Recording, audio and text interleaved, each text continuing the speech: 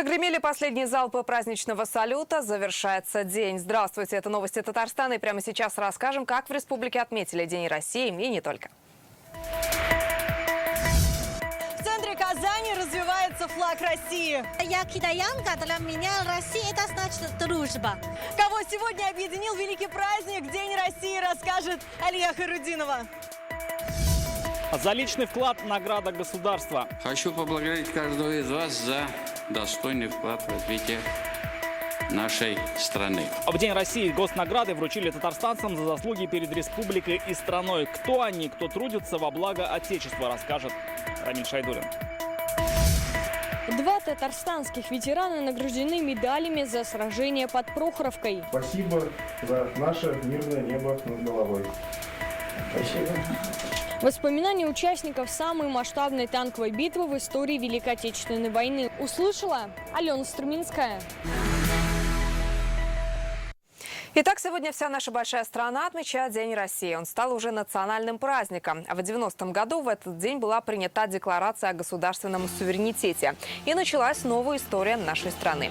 Еще ранним утром Раис Республики Рустам Минниханов поздравил татарстанцев, разместив в соцсетях ролик. Он сопроводил его такими словами. Сегодня праздник, наполненный любовью к родине, гордостью за ее многовековую историю, богатую культуру, трудовые и ратные подвиги прошлого и современности. Любуюсь тобой, ярко залитый солнцем, за гладью озер золотые поля. И в первых словах навсегда остается земля, где я вырос, Россия моя. Россия, нужны нам твои голоса. Россия.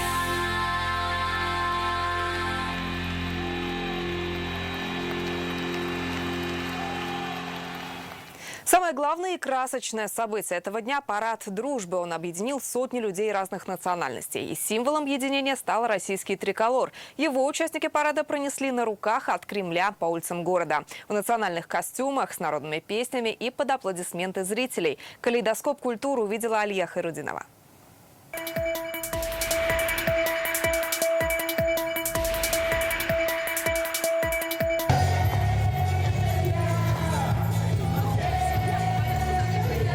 Кажется, что песню слышат во всех уголках страны, от Волги и до Енисея. По Казани шагает многонациональный парад. Русские, татары, чуваши, марийцы, удмурты. Здесь и сербы, и гвинейцы. В этом строю все представители народов, проживающих в Татарстане. Россия красивая страна, очень красивая. Мне нравятся национальные блюда. И тоже погода и зима. Я китаянка, для меня Россия это значит дружба. Я очень надеюсь, что между Китаем и Россией дружбы лучше и лучше. Люди из разных городов и разные религии тут живут. Я очень люблю эту страну. Россия для меня это родина. Германия для меня это, я главный немец Татарстана, но Германия для меня историческая родина, а Россия родина, оба слова для меня пишутся с большой «Р».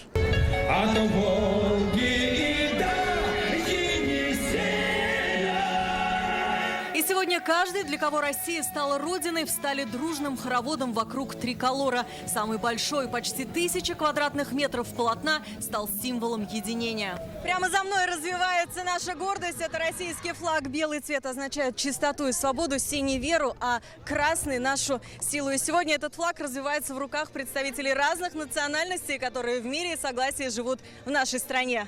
Сила страны всегда проявлялась в мужестве ее сыновей. Сегодня к подножию памятника Мусе Джалилю возложили цветы. Гордится страна и юными последователями. Им 14, в руках паспорт гражданина России. Их и гостей праздника поздравила вице-премьер Лейла Фазлеева. И сегодня флаг России на площади в городе Казань, в республике Татарстан. С праздником, с Днем России всех тех, кто сегодня здесь. С праздником! Ура! Мне очень, например, приятно, что люди меня с этим поздравили. Очень символично то, что его вручили именно в День России. Этим документом я горжусь тем, что я являюсь, то есть, гражданином Российской Федерации. Но мне это очень тоже восхищает очень. Строгие костюмы немцев, монетки чуваши, яркие русские платки. Колорит страны передавали и наряды гостей. Вот вы видите цветы, они также расцветают, как наша Россия. И пусть наша Россия всегда цветет, как эти разноцветные цветы. На нашем платье узоры. Этих узоров у нас тысячи. И также у нас в России очень много национальностей, и они по-особому, и каждый по-особому прекрасен. Одели свои национальные все элементы, чтобы всех радовать и как бы отдать дань обычаям. Орнамент — это розы, но как бы вот они цветут и расцветают у нас в России. Очень горжусь я и страной горжусь, и своими всеми национальностями. Такая она Россия. Яркая, колоритная, гостеприимная, родная. Поэтому и поздравляют ее практически на всех языках мира. I want to wish Russia more growth, economic development and success all around. 祝俄罗斯越来越好，祝中俄两国人民的友谊万古长青。 Und wünsche meine Heimat Russland Glück und Erfolg. İlge, iminlik, barabızgala, isenlik, havlıq dileybiz. Bayramınız mübarek, həmişə belə güclü, sevimli və tolerant qalasınız. Алия Хайрудинова, Рамзиль Гарипов, ТНВ, Казань. Плодотворный труд каждого из вас – это вклад в развитие нашей страны. Рустам Минниханов в День России вручил госнаграды республики и страны наиболее отличившимся татарстанцам. 29 представителей здравоохранения, благотворительности, сельского хозяйства и других сфер, особое место среди которых заняли участники СВО. С ними познакомился Рамиль Шайдулин.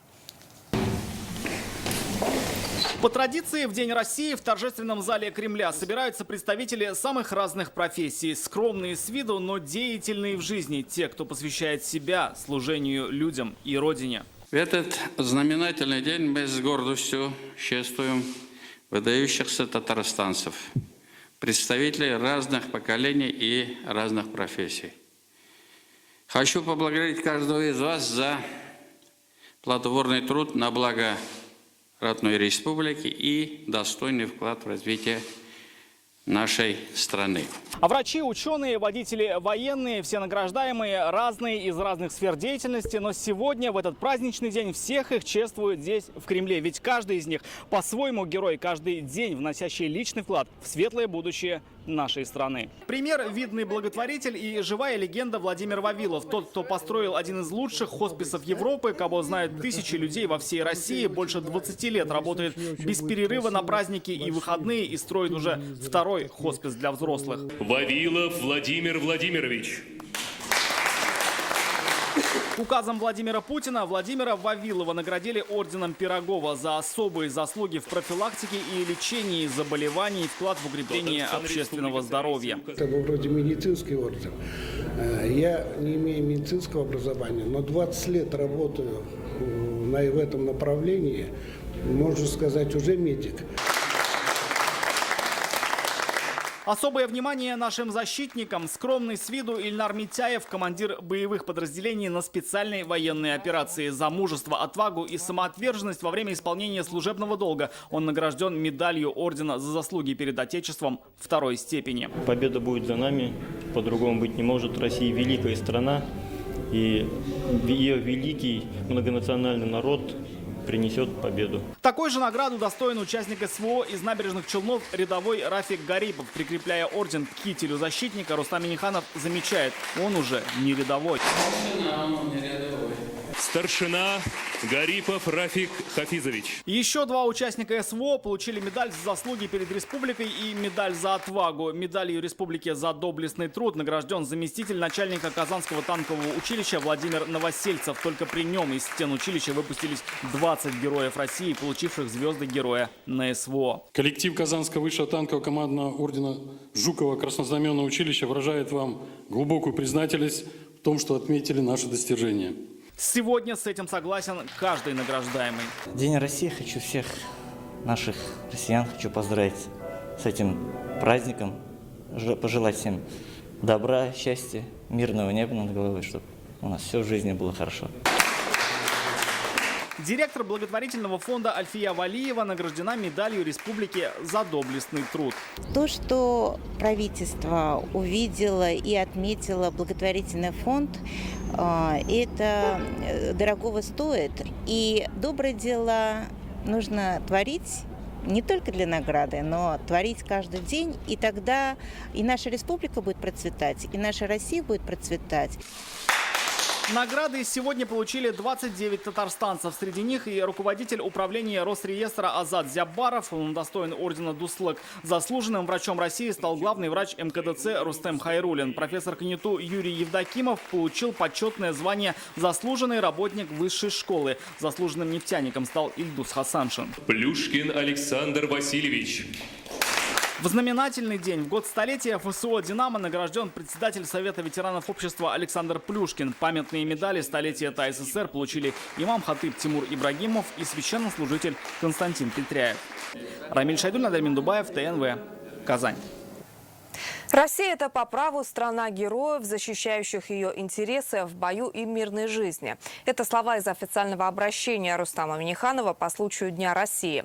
Мужество и отвага военнослужащих, участвующих в специальной военной операции, служат явным тому примером. Сегодня в условиях борьбы за суверенитет и будущее России наш многонациональный народ сплочен перед лицом испытаний и вызовов. Республика Татарстан, являясь одним из опорных субъектов Федерации, вносит весомый вклад в укрепление могущества России, говорится в поздравлении Раисы Республики. Сегодня в Казани чествовали ветеранов Великой Отечественной войны. Юбилейных наград к 80-летию Прохоровского сражения удостоены Юрий Шастин и Николай Колесников. Они непосредственные участники самого крупного танкового сражения в истории Великой Отечественной войны. Ожесточенные бои длились 3 дня, сражались по разным данным от 1 до 2 тысяч танков с каждой стороны. Юбилейную медаль к 80-летию битвы учредило руководство Белгородской области в марте этого года. Ко Дню России особые награды доставили в Казань. Сегодня они нашли своих героев. 98-летний участник Великой Отечественной войны Юрий Шастин приветствует гостей своего окна. Они приехали по торжественному поводу, вручают особую награду – медаль к 80-летию Прохоровской битвы. Спасибо за наше мирное небо над головой. Спасибо. В ряды Красной Армии Юрия Шастина призвали со школьной скамьи. Уже через год он сражался на Курской дуге в составе 27-й армии. Был наводчиком. Тяжелые дни Прохоровской битвы ветеран до сих пор помнит в деталях. Танков сколько было, я вернее танкистом, но все это видел и все участвовал, помогал.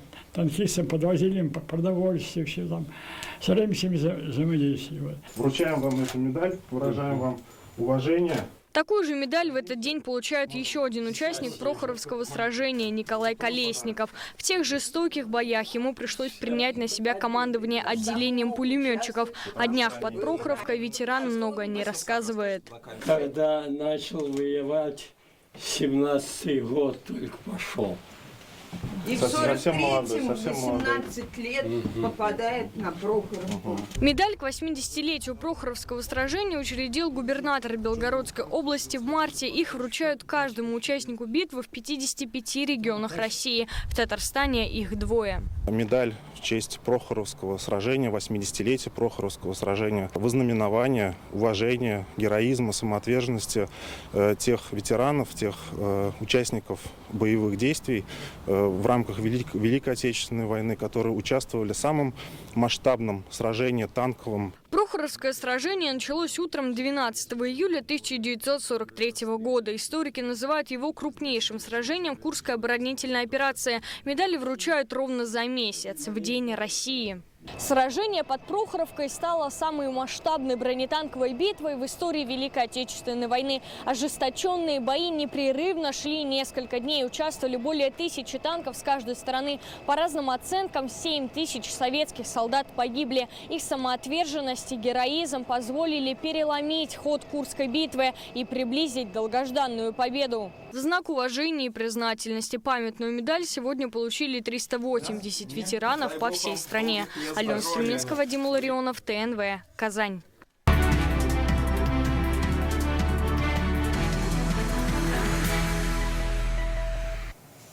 Рустам Минниханов направил соболезнования президенту Казахстана Касым-Жомарту Токаеву в связи с масштабными лесными пожарами. С глубоким прискорбием, говорится в телеграмме, в Татарстане восприняли известия о пожарах и жертвах в ходе борьбы с последствиями природной стихии. Глубокие соболезнования семьям, потерявшим своих близких, а также пожелания скорейшего выздоровления пострадавшим. Татарстан скорбит с братским народом. Крупный лесной пожар, вероятнее всего из-за удара молнии, начался 8 июня на востоке страны. Пламя охватило 60 тысяч гектаров. Пожар бушует уже несколько дней, став одним из крупнейших в истории Казахстана. Во время его тушения погибли по меньшей мере 14 человек. Сегодня в стране общенациональный траур. К другим темам. Минувшей ночью в Казани ограничили движение на мосту «Миллениум». Здесь начался первый за 16 лет капитальный ремонт. С этого дня для водителя открыта только половина моста от Вишневского до Фатыха Амирхана. По 2 полосы в каждую сторону. Хватит ли этого? Мы выехали на место и протестировали новую схему движения. Редкие случаи, когда по дороге на мосту «Миллениум» можно пройти пешком. Правда, для этого нам понадобилось специальное разрешение. Как видим, часть зеленой зоны уже убрали, как и отбойники между двумя проезжими частями. Положили асфальт и нанесли временную разметку, чтобы водители могли съехать на другую часть моста. Первый день ремонта совпал с выходным, поэтому движение здесь не задерживается. Ежедневный трафик моста около 50 тысяч машин. И уже сейчас видно, где в час пик не избежать заторов. При заезде на мост дорога сужается до 2 полос. Автобус закрыли, будет тут 2 полосы. Новую схему движения мы проверили на себе, проехав мост в обе стороны. Указатели и новая разметка помогают легко сориентироваться. Полоса немножко сузилась, просто стало поуже и все. А так больших помех не создает. На закрытом участке уже работает дорожная техника, снимают старый асфальт. Это первый основательный ремонт «Миллениума» за 16 лет. 1,5-километровый мост был открыт в год тысячелетия Казани. Окончательно введен в эксплуатацию в 2007-м. Строители восстановят гидроизоляцию, отремонтируют опоры и пролеты сооружения, полностью заменят дорожное покрытие. Срок окончания ремонта пока не назван. Как сообщили в исполкоме, его определят после обследования участка и подсчета объема работ. Насколько большие неудобства повлечет перекрытие дорожной артерии, станет понятно уже завтра. Как признаются водители, готовы потерпеть. Ремонт действительно долгожданный. Это временные трудности, потом будет очень хорошо. И ездим каждый день, ждем хороших дорог. Я уже давно там не ездил, не знаю точно, но стыки бьют. Мост это опасность в первую очередь. Если будет мост не ремонтирован, не обслужен, то это безопасность населения, поэтому отношение положительное. Да, будет неудобство, но можно временно потерпеть, где-то маршрут поменять. И если можно, то воспользоваться общественным транспортом или другим видом транспорта. Я лично не замечаю неудобств, все окей. Пора было, конечно. Ездите по этому мосту, да? Ну вот то, что пробки будут, как будет... Зато потом будет ровно, без стыков, хорошенечко, гладенько прямо. Тем временем на Право-Булачной началась реконструкция теплопровода, которая продлится все лето. Перекрыто движение по одной из полос от театра на Булаке до Кави-Наджми. Также запланирован ремонт мостов на озере Нижний Кабан, в Борисоглебском и Кинзерях. Водителей просят заранее планировать маршрут и приготовиться к более плотному потоку машин на участках с ограничениями. Лена Изнатульна, Игорь Романов, ТНВ, Казань. Мы возвращаемся к главной теме. Центром празднования Дня России в Казани стал парк «Черное озеро». Здесь прошел большой концерт и спортивный праздник. Вместе с горожанами и гостями его отметили Рустам Минниханов, Минтимер Шаймиев, Фарид Мухаммедшин. Они поздравили всех жителей с Днем России и столетним юбилеем общества «Динамо». Все вместе мы едины и сильны. О масштабах праздника на Черном озере говорит акция «Флаг России». Прямо у сцены развивается гигантский триколор. Его длина 33 метра, ширина 22. Поздравить жителей и гостей республики прибыл Рустам Минниханов. Вместе с ним Минтимер Шаймиев, Фарид Мухаммедшин, Алексей Песошин, Азгат Сафаров и другие. На сцену раис республики вышел вместе с участниками специальной военной операции и подчеркнул значение праздника в новых условиях. Сейчас в условиях беспрецедентного давления на нашу Родину этот праздник приобретает еще большее значение. Мы гордимся нашей страной, ее многовековой историей, героическим прошлым и многообразием культур и традиций. Символ этого дня – ленточки с российским триколором. Их носят на груди, держат в руках, цвета флага украшают лица. Праздник объединил всех. Каждого из нас этот день может быть определенным событием. Поэтому Божьей помощи всем укрепления нашей державности, укрепления нашего сильного многонационального русского духа, и чтобы мы жили в мире и благополучии. Несмотря на то, что праздник молодой и в него вложено большое значение, он нас объединяет и сплачивает. В нынешние непростые времена подобные события особенно нужны. Мы каждый раз стараемся 12 июня быть в каком-то одном из городов России. И в этом году выбор пал на Казань. С утра мы сходили на экскурсию до музея Ленина. Это на улице Ульянова, потому что понимаешь, что мы живем в России, это наша страна, это наша история. Историю надо уважать, ценить, помнить. Параллельно с Днем России на Черном озере празднуется и столетие Всероссийского физкультурно-спортивного общества «Динамо». Уже с главного входа нас встречают знаменитые сине-белые знамена. Начиная отсюда до самой сцены тянется так называемый спортивный коридор. Здесь автограф-сессия с олимпийскими чемпионами, выставка об истории «Динамо» и зона мастер-классов от именитых спортсменов. С праздником спортсменов поздравил председатель Татарстанского общества Азгат Сафаров. Напомним, сейчас в рядах татарстанских динамовцев 25 тысяч человек. Они тренируются по 50 видам спорта. Есть профессиональные клубы и детские спортивные школы. Более 200 человек входят в сборные страны. Олимпийскими чемпионами за вековую историю успел стать 21 динамовец республики. 100 лет «Динамо» – это очень, конечно, такой масштабный праздник у нас, юбилейный. Поэтому очень здорово, что соединили вместе с Днем России. Замечательно, людей много. Слово «патриотизм», он во мне всегда и везде, и во всем. Я горжусь, что я здесь. Никуда уезжать не хочу, потому что такое процветание. И с детьми мы так работаем. Стараемся понять, что они собой представляют, как они живут, как все это достается. Активисты движения первых организовали интеллектуальные викторины, мастер-класс по сборке самолетов и площадку по сдаче нормативов ГТО. Сирина Сахапова, Ленар Кузяхметов, ТНВ, Казань. Сегодня в День России в Казани студотряды республики получили путевки на Целину. Этим летом более 7 тысяч татарстанских ребят пройдут практику на заводах и стройках, в больницах и детских лагерях. Ежегодно они работают по всей стране от Камчатки до Крыма. Трудиться будут и в Белоруссии. В прошлом году благодаря студотрядам официально на работу устроились почти 12 тысяч ребят. В юбилейный для движения год ожидают 15 тысяч.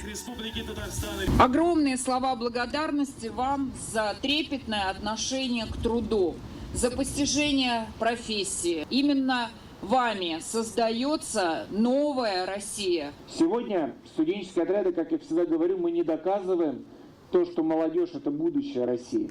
Нет, мои хорошие, вы настоящие этой страны. Это действительно гордость, что мы в этом движении, мы действительно единомышленники. В этом году мы выезжаем в количестве 700 человек. На Камчатку будем работать на 9 заводах, будем обрабатывать рыбу. Сегодня в Казани самозанятые Татарстана и регионов России установили 2 мировых рекорда. Из полимерной глины они слепили 1300 роз в цвете российского триколора и собрали в единый флаг. Его длина 1,5 метра. Над созданием необычного стяга трудились более 300 человек из разных регионов страны. Организаторы на рекорд представили и букет ландышей, который собрали из такой же полимерной глины. Его лепили мастера не только из нашей страны, но и из Греции, Латвии, Эстонии. Рекорды будут регистрироваться в книге интеррекордов и в реестре рекордов России. В следующем году организаторы планируют представить флаг Татарстана из полимерных цветов и букет глиняных незабудок. Мастерицы прислали розочки из разных городов России, участницы также из Татарстана, очень много участниц из Казани. И сегодня они создали вот такой вот ювелирный флаг, который станет еще одним украшением нашего города. Каждая розочка, она подписана. И вот я вытащила розу из этого флага. Сургут. Такая далекая вроде бы от нас территория, а люди тоже здесь. Поэтому вот это еще и принцип объединения, символ объединения. Действительно, сегодня мы говорим о том, что Россия единая, Россия сильная, и Россия – это наша любимая страна. Это были новости Татарстана. Еще больше информации в нашей группе ВКонтакте и Телеграм-канале. Далее прогноз погоды с Аделиной Зарифовой. А я с вами прощаюсь еще раз с праздником.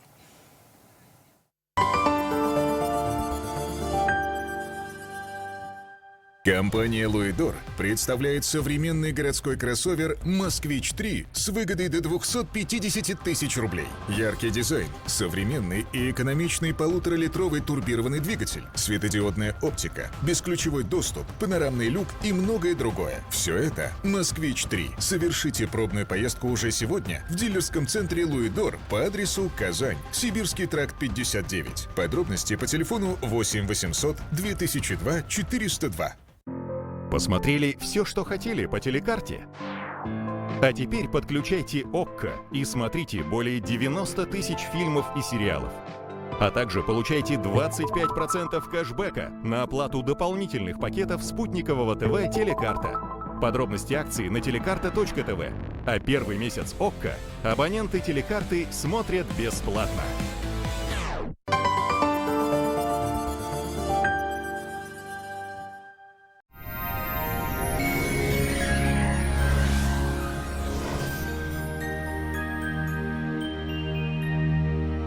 Здравствуйте! Сегодня о погоде расскажу вам я, Аделина Зарифова. Увы, но погода в Татарстане пока не может похвастаться началом пляжного сезона. Прошедшей ночью местами температура опускалась до слабо отрицательных значений. О погоде на предстоящие сутки поговорим в ближайшие минуты. По данным сервиса Яндекс.Погода, в Бугульме, Бавлах и Азнакаево прояснится. Осадки не ожидаются, ночью до 9 градусов тепла, днем потеплеет до плюс 20. Ясная погода прогнозируется в Набережных Челнах, Нижнекамске и Елабуге. Осадки маловероятны. В ночные часы плюс 8, днем до плюс 21. Теплее, чем накануне, будет в Агрызе, Менделеевске, Актаныши. Ночью ожидается около 5 градусов тепла, днем около 20 градусов со знаком плюс. В Арске, Кукмаре и Балтасе безоблачно, дожди не ожидаются. Ночью до 5 градусов тепла, а днем температура повысится до 21 градуса выше 0. В Болгаре, Держаном и Буинске небольшая облачность, но осадков ждать не стоит. В ночное время ожидается 7 градусов тепла, а в дневное плюс 20.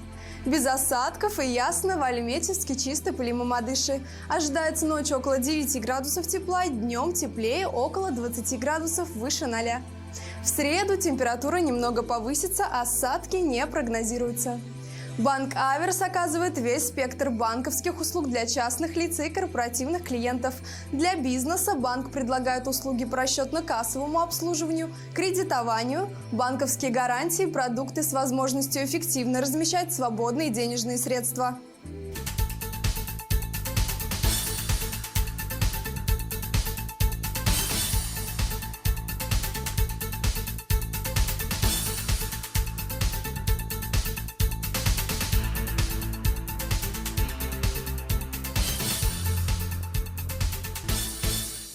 Нужно выбрать подарок? С Флау-Вау это легко. Например, этот торт. Или этот на 1 миллион подписчиков. Для бати. На день рождения и на просто так. Даже для тех, кто очень далеко. На Флау-Вау есть подарок для каждого. Скачивайте и поздравляйте.